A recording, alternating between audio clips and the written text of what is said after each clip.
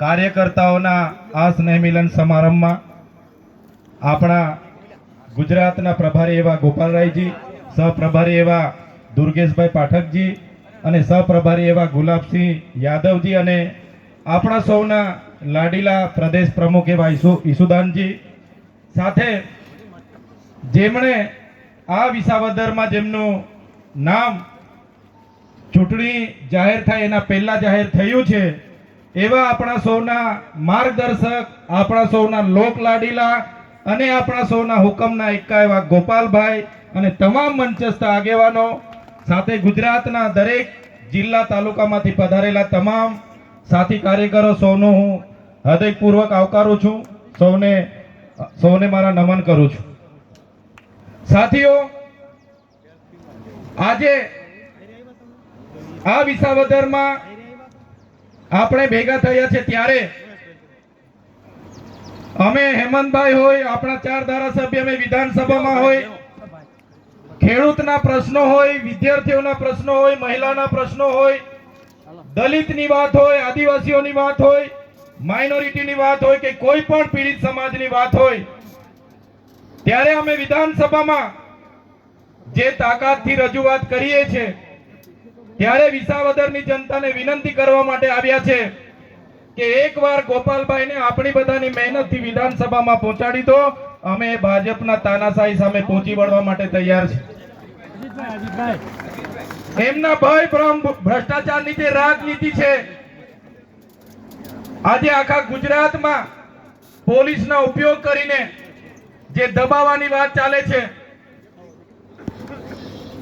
જે એમને ખેડૂતોની રીસર્વેના નામે જમીનો પચા પાડવાની વાત ચાલે છે, મગફળી કૌભાંડની વાત હોય, ડાંગર કૌભાંડની વાત હોય, નકલી કચેરીની વાત હોય, નકલી અદાલતોની વાત હોય, નકલી આઈએસ આઈપીએસ ની વાત હોય, તમામ મોરચે આજે અમે માત્ર 4 ધારાસભ્ય છે પણ વિધાનસભામાં આખા સરકાર સામે અમે ઝૂક્યા વગર લડીએ છીએ. ત્યારે આપણા ગોપાલભાઈને એકવાર આપણે વિધાનસભામાં પહોંચાડી દઈશું. એ દિવસે આ ભાજપના સરકારને પણ આપણે છઠ્ઠીનું દૂધ યાદ અવડાવી દઈશું.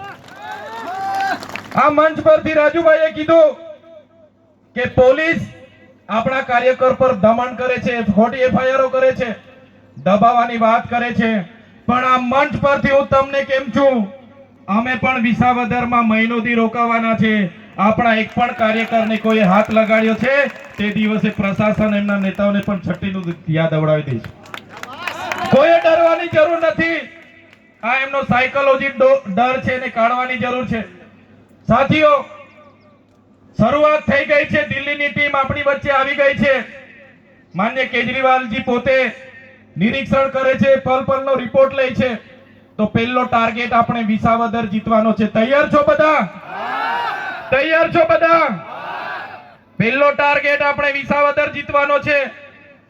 બીજો ધ્યેય આવનારી તાલુકા જિલ્લા પંચાયતો જીતવાની છે અને ત્રીજો ટાર્ગેટ આપણામાંથી તમામ યુવા લીડરો, તમામ લીડરો આવનારી 182 વિધાનસભા આપણે લડવાની છે અને ગુજરાતની આપણે સરકાર બનાવવાની છે.